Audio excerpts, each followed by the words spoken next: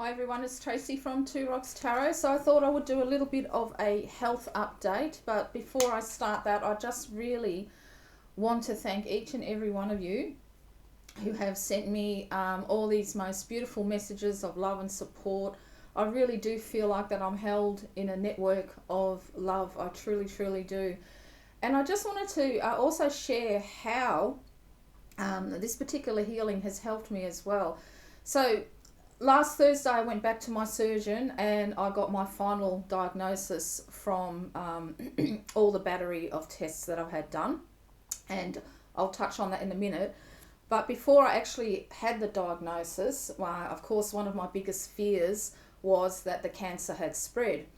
And I found that in the very early morning when I get up, so I'm an early riser, so I wake up any time between 4:30 in the morning to 6. It's always 4:30 if it's the weekdays, because I can get up with my husband and get him off ready to work. And when I go to bed, those two times were when the fear would really set in, and I felt like that somewhere in the world at that particular time when I felt like that, either early in the morning or at night, somebody was praying for me or somebody was sending me healing, because all of a sudden it'd be gone. I didn't feel the nerves anymore. I'd feel very calm and centered. Sometimes when I was out and about, I would get goosebumps all up and down my arms. And there's a saying my mother used to say, when a goose walked over your grave. It's not quite that type of a feeling. It was, I said to my husband, because we're actually at the pub, and I said to him, I think somebody's sending me some healing. I've got goosebumps all over me. And that's happened a couple of times when I went quite cold and goosebumpy. Other times I felt very jittery, like all my nerves were on end, and I felt that's only the best way to describe it, was very jittery. And sometimes, when I felt really, really scared, I just can't tell you, it was just gone. And I know in my heart it was because some of you out there were praying for me at that particular time. And I can't stress enough how much that actually helped me. I truly, truly can't give enough gratitude. I really can't. It's just absolutely freaking amazing. It truly, truly is. So I really, really wanted to thank you all, each and every one of you. For just sending me the healing, because it really, really helped. Because the worst thing about getting a cancer diagnosis is waiting for the results. Once you know what you've got, a calmness comes over you, which sounds weird, but it's actually true. A calmness comes over you because now you know what you're dealing with. So I went to the surgeon on Thursday, and my finals, this is the last Thursday, so today's Monday, of course, so last Thursday. And on the Tuesday prior to that, I had a CT and a bone scan, and that was freaking me out the most. So I went and saw him on the Thursday, and he walks in the office, he looks at me, so he says, I've seen that look before. And he said, no, it's all good. He said, nothing's spread. The cancer has spread to one of my lymph nodes, but he said that's nothing to worry about. That's just a normal thing that happens. Some women have it in each and every one of their lymph nodes. So so it hasn't spread anywhere else in my body, so it's a very good prognosis. I may not now have to have my entire breast off. He said sometimes these types of tumours, in women in my age group anyway, they can shrink away to next to nothing, so I might only need a lumpectomy. We're not too sure yet. I'm quite happy if I need my breast removed. I don't care, as long as the cancer's gone. But I might not have to have that now. So I'm going to have 4 months of chemotherapy first to shrink it down. Then I'm going to have some surgery. And after that, I'm going to have some radiotherapy, about 25 shots of it I'm going to need, just to make sure everything is gone and clear. So I'm going to lose my hair, of course, all of it. Now, because I've always had short hair, that doesn't particularly bother me. But there is, apparently he said, because I know a lot of women, I mean, if I had long, beautiful, flowing locks, I'd probably be heartbroken, but I've never been blessed with long, flowing locks. So the longest I've ever had my hair is down to my shoulders when I had the old 80s perm. So I've never had long hair, ever. I just can't. My hair just doesn't grow long. So, but there is apparently a cap that you can wear that it kind of freezes the bloodstream, I think, to your head, so you don't lose your hair. But the surgeon was saying apparently like a major a brain freeze. So it's a cold cap that you put on your head, and it freezes your head like 4 times worse than when you have a cold drink and get a brain freeze. I'm not worried about that. I lose my hair, I lose my hair. It's part of the battle, and it's something to be proud of because you're fighting something. So, losing my hair is not my priority. I don't really care. I'm going to go to the hairdresser on Thursday, and I'm probably going to shave a fair bit off anyway.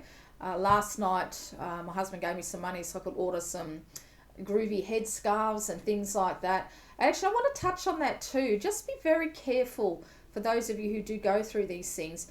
There was one website here in Perth, I'm not going to mention it, that said that she wanted to make, because my husband was quite willing to buy me a wig, but because he said I'll finally get a missus of long blonde hair, let me buy you a wig. But they are ridiculous. She said, I wanted these wigs, this side, I wanted the wigs to be affordable and things like that. I think the cheapest one was $350, and that looked really awful. If you wanted something decent, you're looking at $600 plus. And for something, maybe if I had to wear, if I was going through a couple of years of this stuff, I'll probably, maybe I would get one, but I don't think so.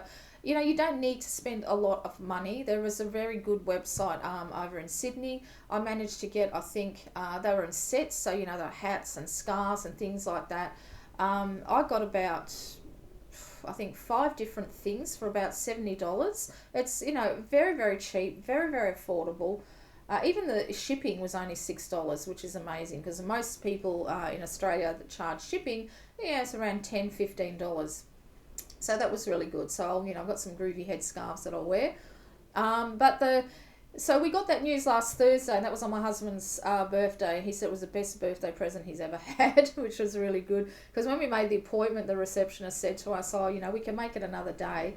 And Aaron said, oh, God, of course not. I couldn't wait another day. We just wanted to know what was happening. So that's what the treatment plan is. 4 months of chemo, surgery, and then the radiotherapy.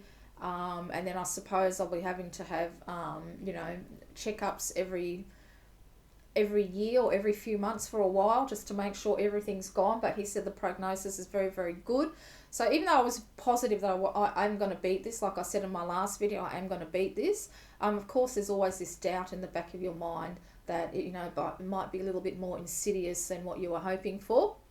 So I'm really, really relieved. I can't tell you how relieved I am. I don't know what I'll be doing with my channel yet. If I feel like making a video, I will. If I don't, I don't. He said to me the first lot of chemo, because it's actually 3 hours, so that's how long each session's going to take, 3 hours. He said the first one, this is the doctor's very exact words, are a piece of piss. But he said afterwards, as you go along, I'll probably be very tired, and he said just suggest to rest, put your feet up and relax, and just take it easy. So that's what I'm going to be doing.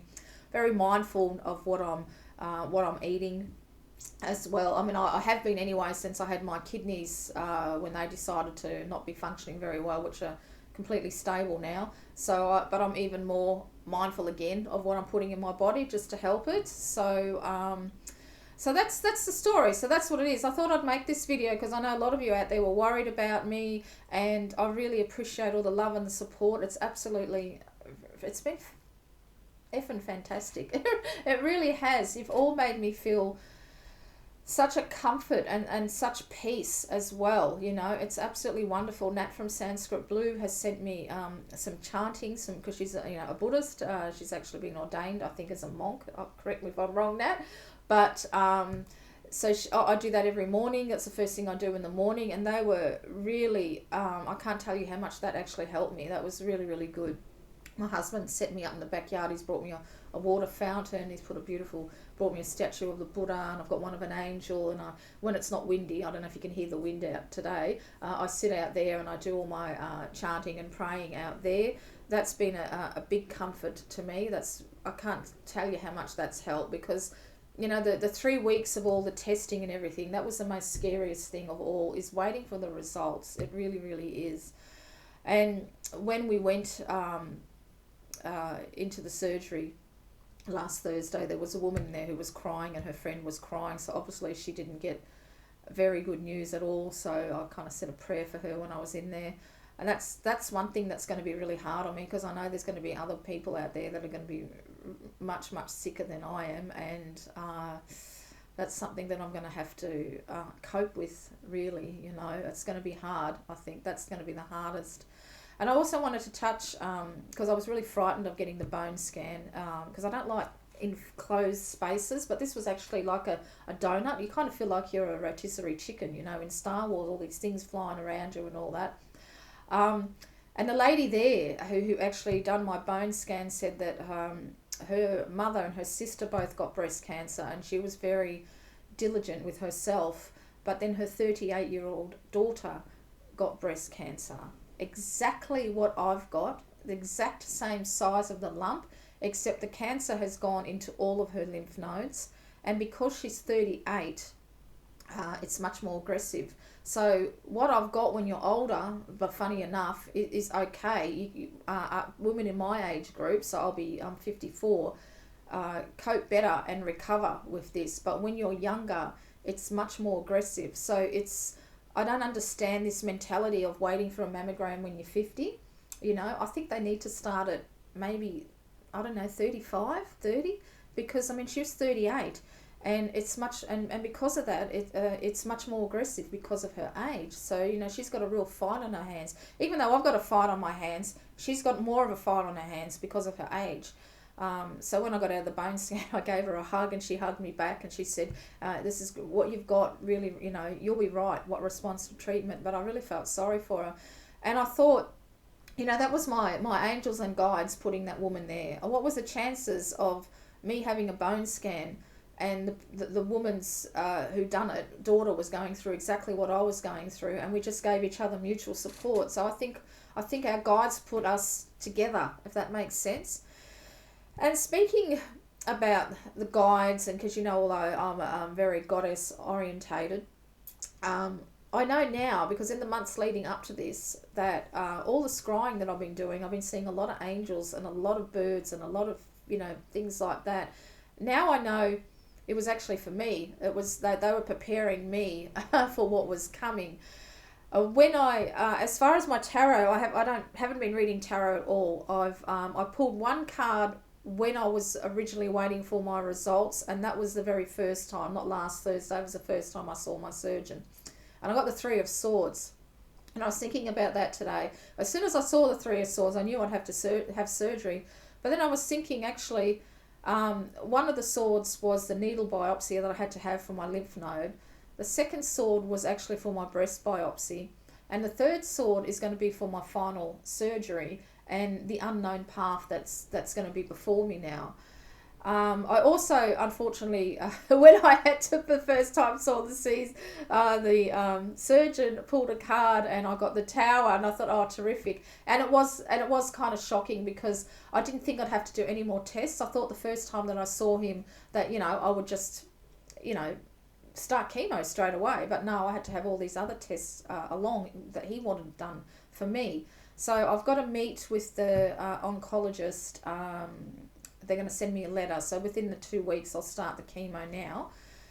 And so I haven't been reading the tarot at all. I didn't feel comfortable. I didn't want to read things in it that I you know, overactive. When you're distraught like that and emotional, you know, you can read things into it. So I've just been actually just picking oracle cards out, just nice oracle cards, which have been very comforting to me. Now I could probably quite happily read the tarot, but I'm not going to do it. I've shut down my business, put it in holiday mode for indefinitely. I'm not reading online for the company that I do for either. I'm just going to concentrate on myself and nurture myself and get well. So I probably won't be reading for a long time now. But I'm okay with that, because, you know, sometimes I do have many, many months where I don't read at all. But when it comes to myself, I hardly ever read for myself. So I won't be reading tarot. I probably won't be making videos. I really don't know how I feel. I just need to concentrate on myself. But I really just wanted to do this video to let other women out there know that when you get a cancer diagnosis, it doesn't mean it's an instant death sentence, because we all think about it. I thought about it straight away. You know, the first thing I think is, oh God, you know, I'm going to die. And then as soon as I said that, I thought, no, I'm not. I'm going to bloody beat this shit. But you know, it's in the back of your mind, and when you have a diagnosis like this, it makes you think of everything, you know, and things that were once important seem so superficial now. And even though I've always been very, very grateful for what I've got in my life, because you know I had a rough trot in my first marriage, putting it lightly. I've always been very grateful for the life that Aaron and I have built together. And on the 2nd of January will be our 17th wedding anniversary. So we've actually booked. We actually had planned. We were going to go what we call down south, which is Margaret River, on New Year's Eve, and stay right through our wedding anniversary. So for a few days, but we actually cancelled that and got a refund because we weren't too sure what was happening with me. We could have probably still gone on that now in hindsight, but we just didn't know what the hell was going to happen. So we're just going to go to a overnight. We're going to stay. There's a nice little resort in Joondalup. We're going to spend a night in a hotel there and go out for dinner on that night. And I'm actually going to be going out on Saturday to a work office party at my husband's. I'm actually... it's going to sound funny, but I'm happy like to be a hermit, but I think having this diagnosis has made me realise that I really do need to actually go out, and I mean physically go out and do things more. So this year I've even put up the Christmas tree, which is not something that I normally do, because I wasn't sure I was going to be here next Christmas, you know, and I thought, you know what, I'm going to put up this Christmas tree. I'm going to celebrate Christmas. When I turn 55 March next year, I'm going to freaking have a celebration there as well. I'm just going to celebrate more. I'm going to celebrate the seasons more. I'm just going to do more. I'm just going to engage with life more instead of staying huddled in my little house. As much as I love being at home, I'm really going to, you know, I don't know, it just changes everything. And that's why I don't know what I'm going to do with my channel, because it all seems so irrelevant now, kind of thing. You do know what I mean? But it just makes you think about everything, absolutely everything. So I'll leave it at that, but I really just wanted everyone to know that I am going to be okay. That's what the treatment plan is. I've got wonderful doctors. I did a review. I was looking up reviews on my oncologist, and every single one of them gave him 5 stars, except he's always late because he spends that much time with his patients making sure they're okay. And for me, that is absolutely beautiful. That a doctor cares that much that, you know, that he's late all the time because he's reassuring his patients. So I'm not scared of the chemo or anything like. I'm really not. The only thing I don't like is going under anaesthetic. I did have a little bit of a panic attack last time that I had to go under. But my husband said to the doctor that I do suffer from anxiety, and he said most people do, and that's fine, not to worry about it. So when it comes to that, that's probably the only thing now that I'm worried about. It's not the actual surgery and that, it's just going under. I never used to be like that when I was younger. I don't know why I'm like that now, but it's just the way I am, I suppose, the way I'm built. So so that's it. That's I'm not worried about anything else now. I just really want to actually start treatment. I really want to get this sucker out of me, you know. So once again, I thank each and every single one of you, known and unknown. I felt that healing. I'm telling you, I felt it all the time. I feel the support. I often, you know, when it was coming up to my last Thursday, I, you know, reread all the messages of support, and I just can't thank you all enough and how much it actually helped me. So I might do a little bit of another update. I don't want to do, someone suggested that I should do a journey, but I don't really want to do my journey through cancer. I will do videos when I want other women to be aware of things, but every journey is different. And it's not something that I would want to watch, somebody else's journey through cancer, because everybody reacts to things differently. And I don't feel comfortable in that.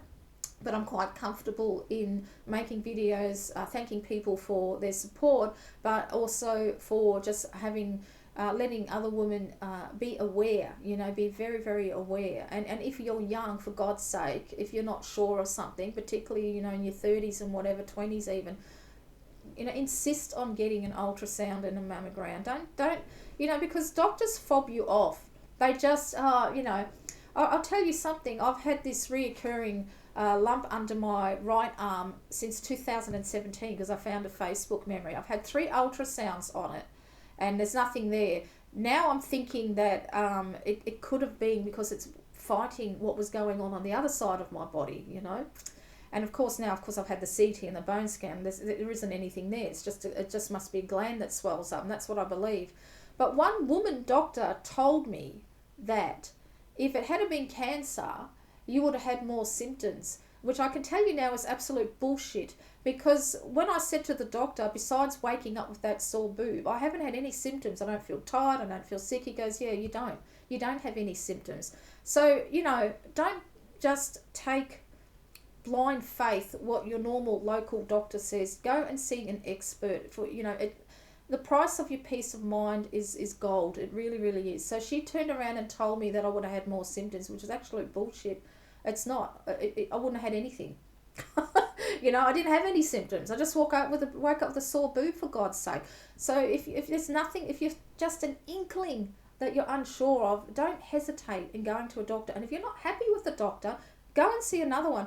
I personally don't like female doctors. I find them very blasé, very they just don't seem to care. It's kind of weird. But I've never had a good female doctor. I like male doctors. I really, really do. They seem to be much more caring, you know. My local doctor still, they've rang me four times now, and even they said that if I need help with transport, because I don't know how I'm going to go. I mean, the first chemo, my husband's going to be with me. He said he'd probably be with everyone, but you know, like, it's 3 hours. What's he supposed to do for 3 hours, for God's sake? So, but she said if I need transport, you know, they can even organise that. So, you know, the support is absolutely amazing. Absolutely amazing. But please, you know, no matter how old you are, if you're not 100% sure, you know, of something, go and get it checked out. And yeah, but anyway, I'll leave it at that. Otherwise, this video is going to be forever long. But I just want to let everybody know, because every one of you has been so massively supportive to me. So I want to take this time to wish you all a very Merry Christmas. And here's to a much more happier 2021. I really hope that 2021 is going to be a lot better than what 2020 has been, because it's been a tower year, hasn't it? Not only a tower year, a 10 of swords year, a 5 of cups, a 3 of swords, you name it, it's been everything. The devil, it's been everything. The 2020. So he's hoping that 2021 you know, is going to be a beautiful year for each and every one of you. So thanks again. Thank you.